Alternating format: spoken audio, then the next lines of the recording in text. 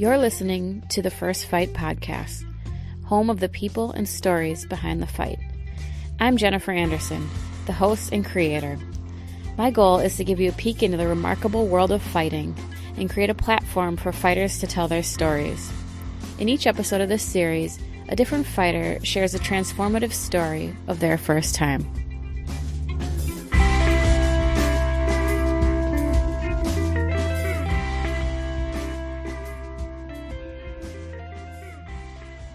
Welcome back, everyone. In this episode, I chat with one of the original gangsters of MMA, Dean Thomas. Dean is a man of many talents, a martial artist, a coach, a comedian, an actor, and a broadcaster. We talk about the early beginnings of MMA when he had his first fight, the old school mindset versus the new, and his thoughts on coaching and retirement. We had a great conversation, and I hope you all enjoy. On this episode, I have my friend Dean Thomas on. Thanks for coming on, Dean. Thank you for having me. I appreciate you. Dean, you're one of the original interviews that I had, or you sent me your story years ago and I lost it over time, and I wanted you back to do it again so you could be on the new podcast. Well, it was a long time ago and the story was so old that it probably was forgotten about. You know, like the story was in black and white. So you're obviously, one of the OGs in the game. You've been around for a while. You're still around coaching, looking for a fight. You're staying in the mix no matter what. But why don't you share what got you into martial arts in the first place? Well, I got into martial arts really because I didn't want to get beat up in the street. I was a small dude. So, and at the time it was more for self-defense. And at that time it wasn't like it is today. Like today it's very sport oriented and every rule matters and weight classes matter and all that stuff. But when I got involved in MMA, it wasn't even called MMA at the time, but when I got involved, like all it was about, can you defend yourself if somebody's trying to beat you up? So a way of testing ourselves during that time was to compete. That's why we competed, to see if what we were training actually worked. And I remember my very first, and it was in, obviously, Tampa, in some bar in Ybor City, which is a section of Tampa where there's like bars and nightclubs. And I had a fight there, and my original opponent who I was supposed to fight never showed up. Now, remember, there's no athletic commissions. There's, it's a scumbag promoter and a bar, and they're putting on fights. So I remember showing up, and my opponent didn't show up. And then another guy, his opponent didn't show up. So they were like, well, you two can fight. Meanwhile, this other guy who they wanted me to fight, he was a heavyweight. He weighed 225 pounds. I weighed 150 pounds. But again, this was a different time. This was a time where the game was about, can you defend yourself if somebody wants to beat you up? So when they said, do you two want to fight? I said, absolutely. I will fight this guy. So he turns out he was like a football player at Bethune-Cookman University. He did karate, 225 pounds. And here I am, 150 pounds, skin and bones, look like boiled chicken. And I said, yeah, man, I'll fight him. So I remember the moment it was, and I was like excited for the fight because like at that time, that's when like, I'm used to watching Hoist Gracie fight these bigger guys. So I'm like, I can do this. So I remember getting into the ring, and it was in a ring inside of a smoky bar. And one of my cornermen at the time, I see him run around the side right before they start announcing us. He runs around the side, walks up to the apron in the corner of the ring, and he says, man, I already benched 150 pounds. I looked at him. I said, man, why in the hell did you just tell me that? So now I'm in the ring. I can't turn back now. I'm like, man, I'm here. I got to do this now. I got to fight this guy. So I just put all that stuff out of my head. Said, all right, here we go. We take the middle. He throws a kick, and I just dive at his legs, and he falls down. I'm like, Jesus, this guy's weak. I mean, he really was like, like the thing is like, you either have balance or you don't. You either, you can either wrestle or you can't. And I wasn't by any stretch of the imagination a good wrestler. I was just better than he was. So I took him down, and he didn't have a guard. He probably didn't even know what a guard was. And I passed his guard, and I started punching him in the face a few times. And then I key locked him. And I was like, I mean, obviously, it was one of the moments where you just feel like you're on top of the world because, I mean, you win in a fight. And then, when you start putting all the circumstances in it, you're like, man, I can't believe I really just did this. And then I won this fight. So then now you're like, maybe I am built for this. Maybe I can do this, But even at the time, it wasn't like as a career, but it was like, maybe I can actually fight. And that was when I realized that I could actually fight. When I fought a guy who was 70 pounds heavier than me, took him down, and caught him in the easiest submission to catch somebody in, a key lock. So that was my very first fight. Now, back then, it was definitely not as mainstream as it is now. Did you see a career for yourself? No. Because, again, back then, there was no career. That was, in fact, I remember, and here's the best part about that. I got paid $30 to do that. Like, why even pay you at all? Yeah, he was like, here. It was one of them situations where it was like, at the end of the night, like, I didn't even know I was going to get paid anyway. So, like, $30 was like a bonus, I guess. And he's like, yeah, and then he's like, hey, got something for you, kid. And he, like, pulls out a wad of money, counts half of it, puts it the rest in his pocket, counts another half of that, puts the rest in his pocket, counts a half of that, and then he pulls out like a 20 and a 10 and gives me that and goes, here, kid, go buy yourself something nice. And I'm like, oh, great. So I got $30 from that. I was like, that doesn't even pay for gas, but hey, listen, I was like, I just wanted to test myself. So like, that's what the game was about back then. It wasn't about like having a career or even being able to fight again. Like at that time, like you didn't know, there weren't no shows and there was no like organization. So you didn't know if you was ever going to fight again. You was just doing it because the opportunity came and you got a chance to fight somebody without going to jail. So how far would you say into it did you realize that you could have a career doing it?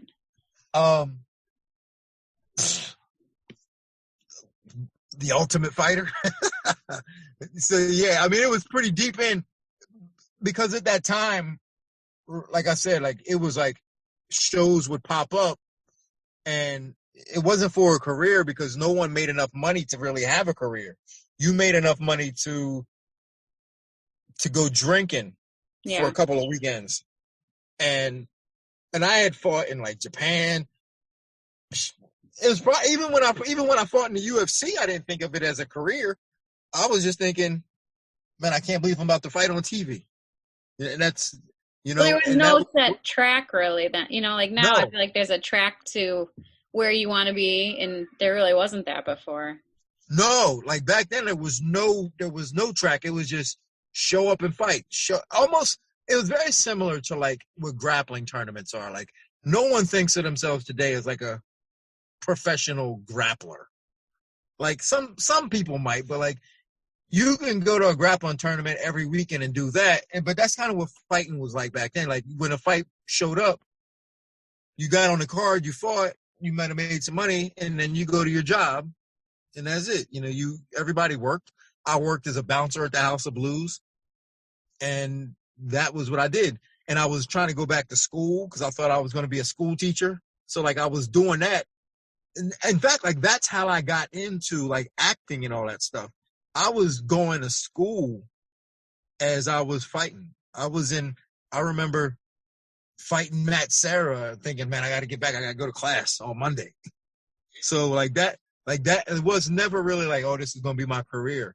So it wasn't until like way later did I realize that, man, this might actually be my career.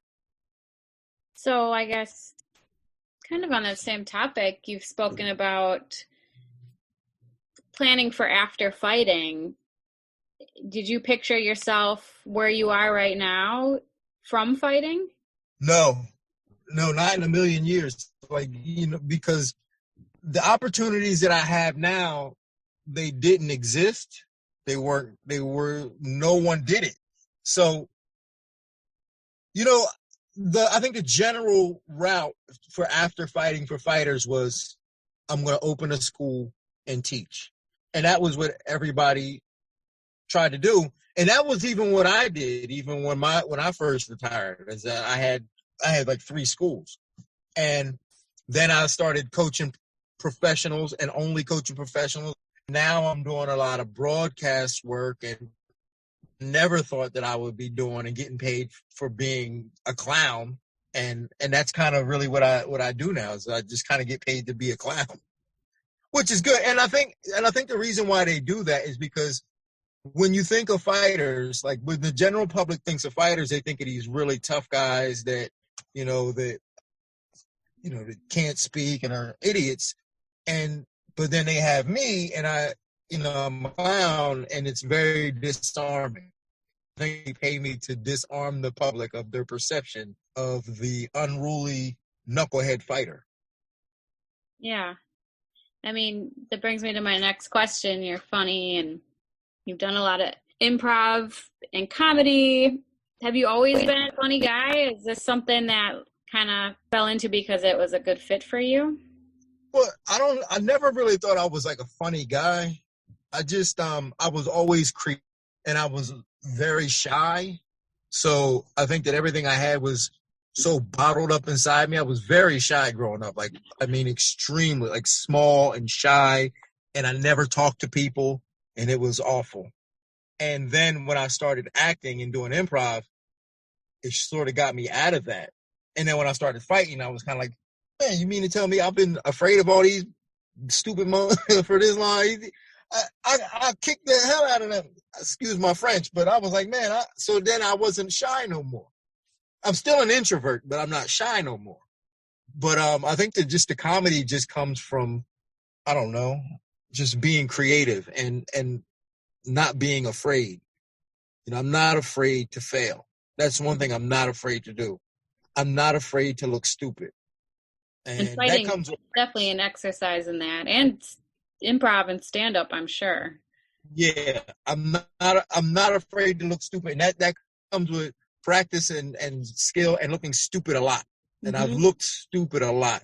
So once you do it enough, you're just like, you know what? I'm not afraid to do it again. So bring on the next challenge. Now, do you find a lot of people, maybe newer fans, only recognize you from looking for a fight or things that you're doing now versus your whole history of fighting? Yeah, I think, the majority of people that know me probably don't even know that I fight, that I fought. And I think, to me, I find that to be the greatest compliment, actually, because that means that I'm not in my position now because I was a fighter. I'm in the position I'm in now because I can do the job, and not because I was a fighter that just got gifted this position, but because I can actually do the job. But the fact that I did fight, that just adds to my resume. So, like, everything that I've done, that's just all a part of my resume. But if you take all that stuff away, I can still do the job now. I can still get on the broadcast and still do it. I'm not just a coach, because at the end of the day, and even now, the same reason why I started this 25 years ago was so I don't get beat up in the street. And that's the reason why I'm still doing it today, because I don't want to get beat up in the street. I don't want to be knocked out on a sidewalk while some guy's pissing on top of me. Well, you're really like the total package when it comes to this, because it's hard, probably, I would say, hard for them to find people that have that experience and knowledge, but can also do the broadcast work. So you're doing a great job with it. It's a perfect fit for you, I think. Oh, yeah, I know that means a lot to you. I mean, it really does. Like, it means a lot because I'm a starving artist. Like, at the end of the night, every night, I'm like, man, I suck. No, it's a perfect fit. Yeah. I mean, you've obviously been around for a while. You've seen a lot. You've seen the whole sport evolve. What would you say is the biggest difference between like the old school and the new school, the new wave of fighters coming through in Oh the God. athletes? Well, everybody's just so much better now. Like when the fighters in my time, I mean, we were okay. I mean, for the time that was relative, like we were tough as hell. Like like I said, we would fight anybody. Like the dudes from my generation would fight anybody, no questions asked. Nowadays, it's like, well, who's my opponent? What's his record? Blah, blah, blah, blah, blah. Like back in the day, it was just, yo, let's go. So like that's one big difference is it so because there's a career in this, everybody is so conscious of making decisions, business decisions for their career as opposed to just fighting. Back in the day, we just wanted to fight, and that was what it came down to.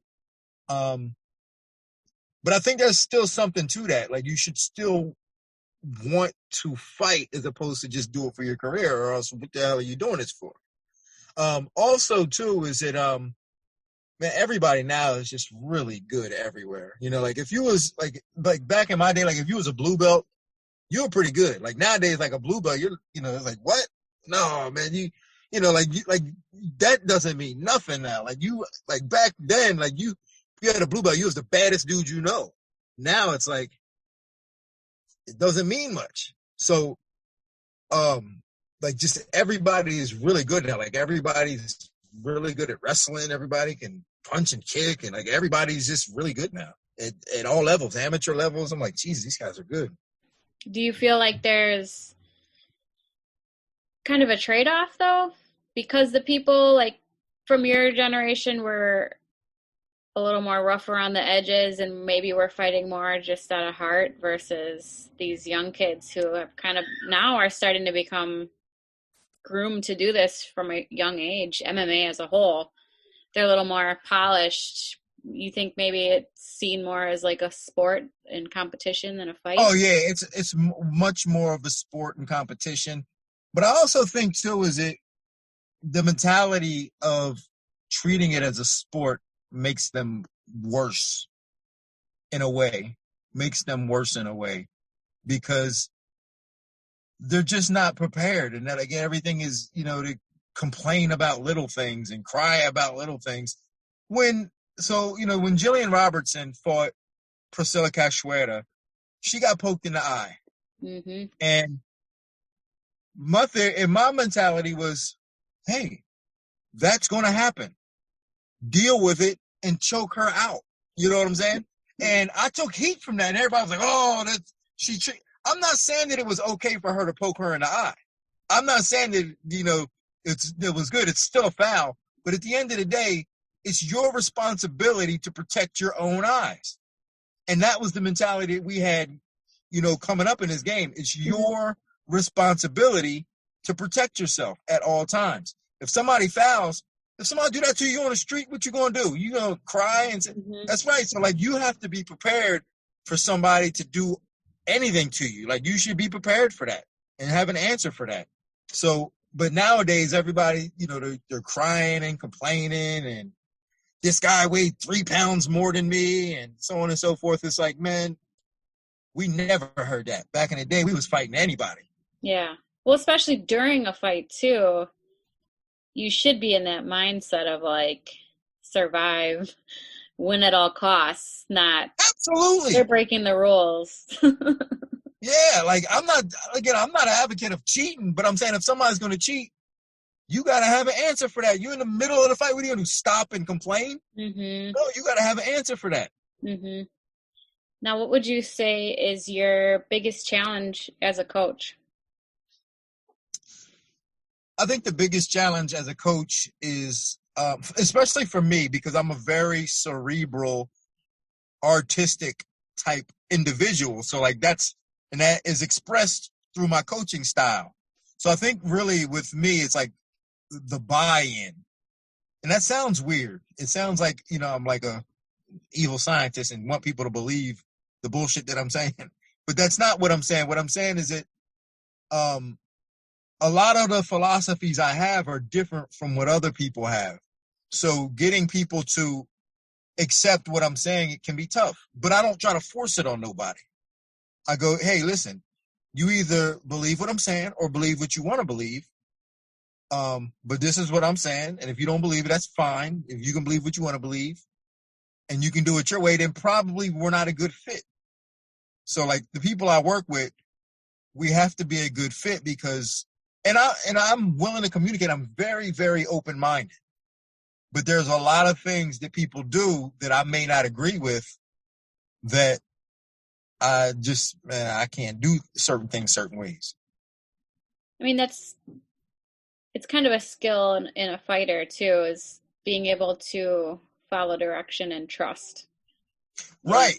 like And my husband Corey, he will just do what you tell him to do. Like a video game. I'm the opposite. Like I don't always trust techniques or myself or whatever it is, but that is a huge part of being coachable, I think. well, but that's the thing too, is it as long as there's an understanding.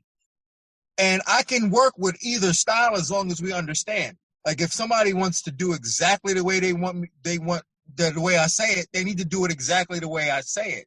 Mm-hmm. But if you want the creative freedom to do it your way, I understand that too.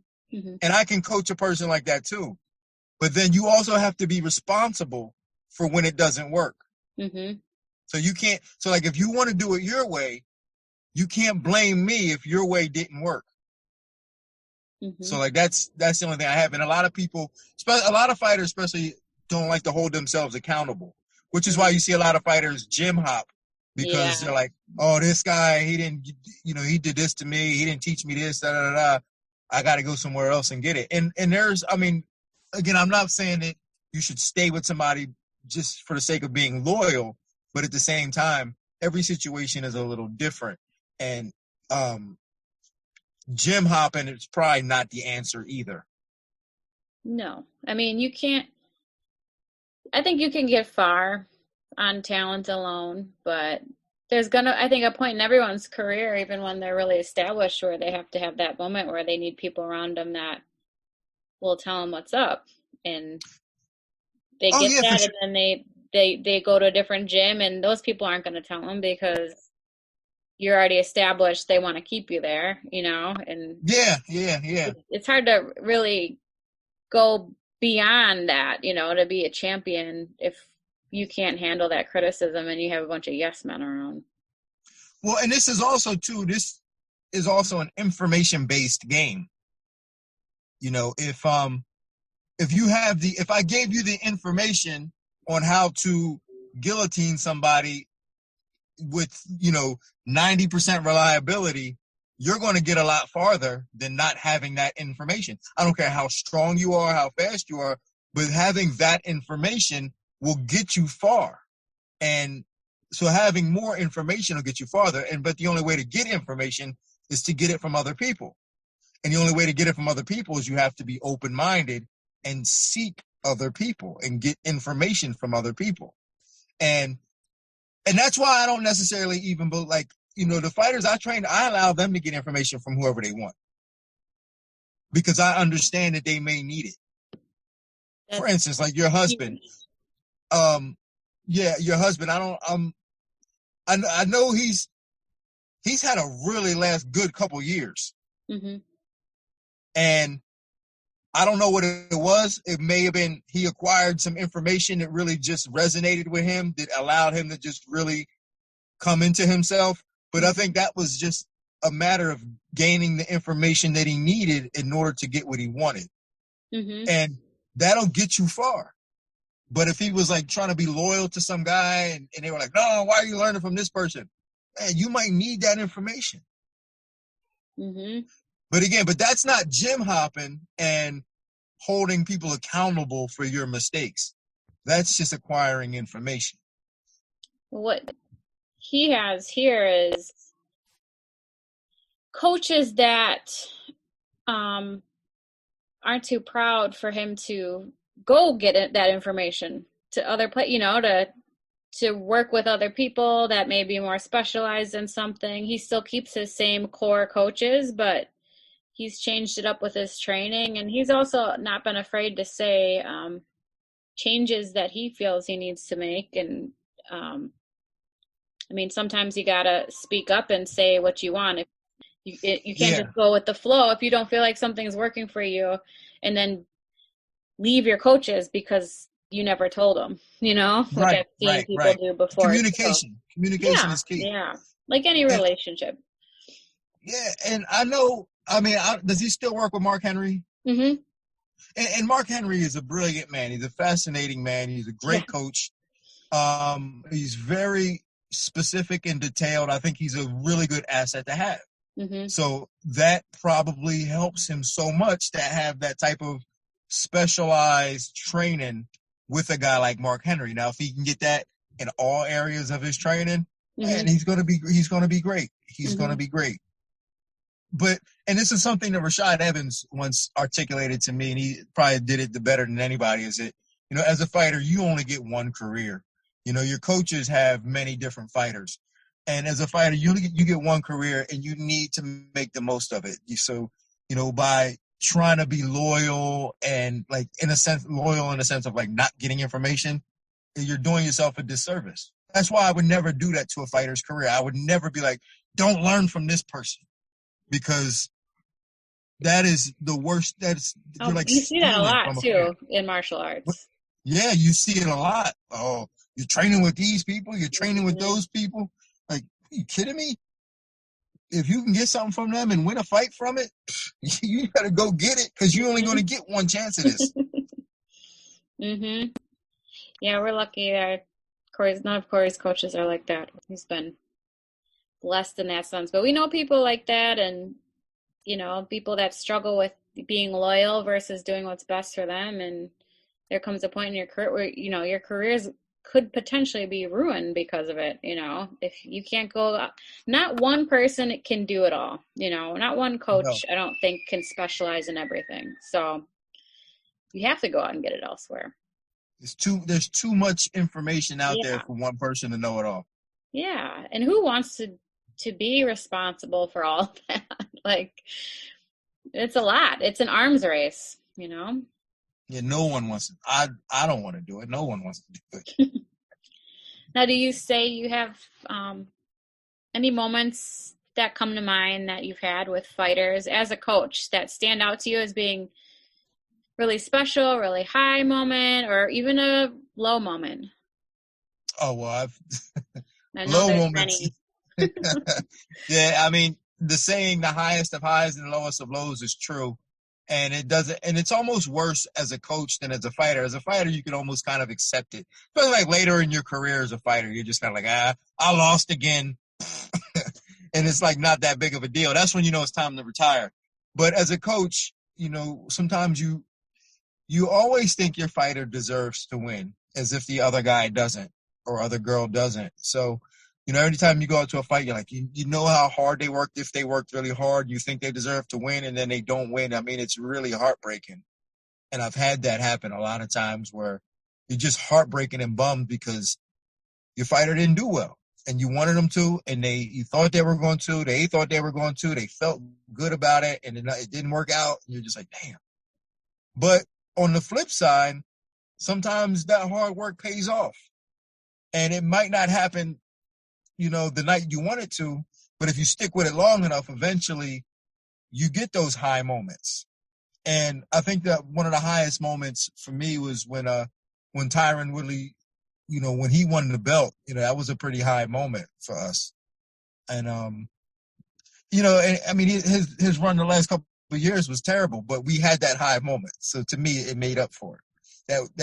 That high moment made up for the last couple of years. That's good to hear.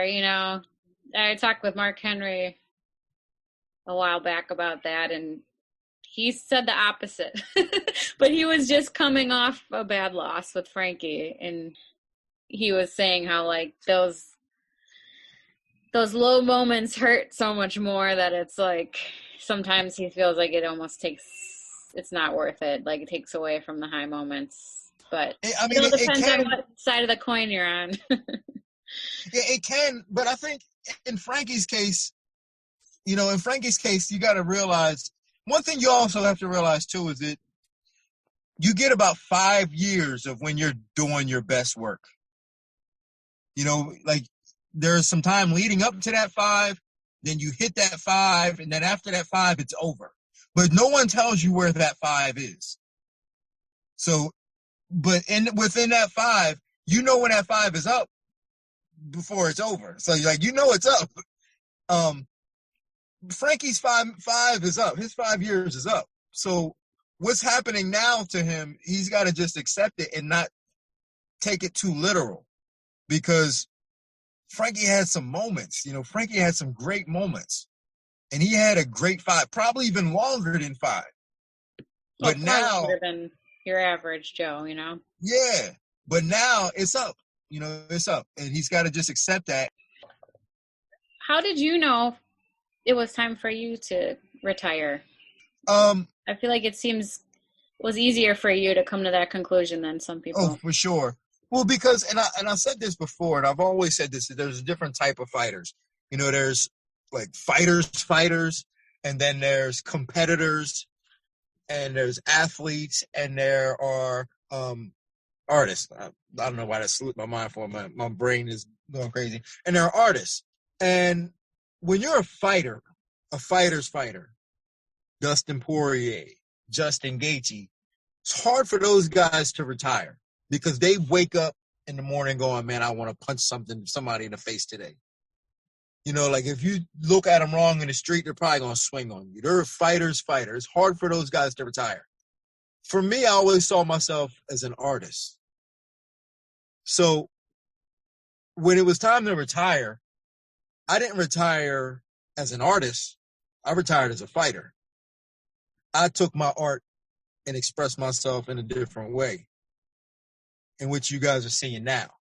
Mm-hmm. So that's why it was easier for me to retire. Like, I don't ever wake up thinking, oh, I wish I could fight again. No, I don't care.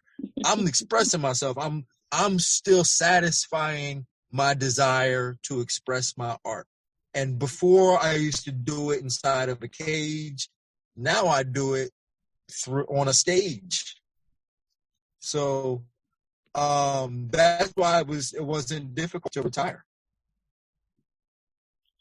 One last question. What is fighting to you? Vague question. It's a very easy answer, actually. It's a very easy answer. Fighting is solving a puzzle. And the objective to solve the puzzle is to use whatever tools you have to answer any of the questions that they're giving you as a problem within that fight. So, again, nowadays, everybody has weight classes and all this, that, and the third, time limits and all that. I come from an era we had to find an answer. We had to solve the puzzle. And that's all what it comes down to. That's all it really is solving a puzzle. If a guy is bigger than you, how are you going to deal with that? If he's faster than you, how are you going to deal with that? If he's a better striker, how are you going to deal with that? You have to find the answer, solving a puzzle. And that's really all it is. And when you think of it as much more than that, you make yourself nervous. And when you make yourself nervous, you don't perform as well. When you don't, then you can't compete. But the reality is, if you just look at it for what it is and break it down for what it is, I have to figure out where this person is weak, take advantage of it, solve this puzzle. That's all it is. Well, Dean, thank you so much. I appreciate it. You think of fighting the way I do, the way I always did too. So you are going to be, I know, find more success as a coach and in broadcast and improv, whatever. And your Stephen A. Smith videos are the funniest thing I've ever seen. So do more thank you very much.